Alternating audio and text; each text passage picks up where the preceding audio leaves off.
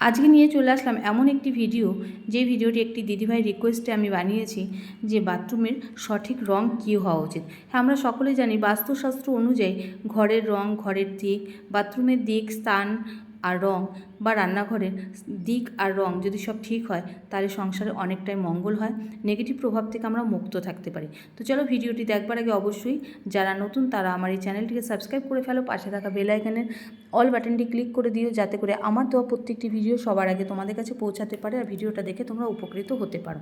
তো চলো শুরু করা যাক আজকের ভিডিও। ভালো লাগলে কমেন্ট করতে কিন্তু কেউ ভুলবে না।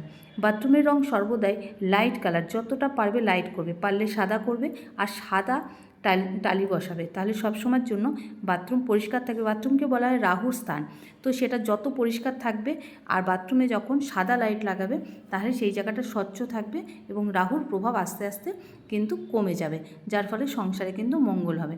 বেডরুমের কালার সবসময় লাইট করবে, যতটা পারবে লাইট পিঙ্ক এরকম টাইপের কালারগুলোই করবে, তাহলে কিন্তু সংসারে অনেকটা মঙ্গল হবে, নেগেটিভ প্রভাব থেকে মুক্ত থাকবে।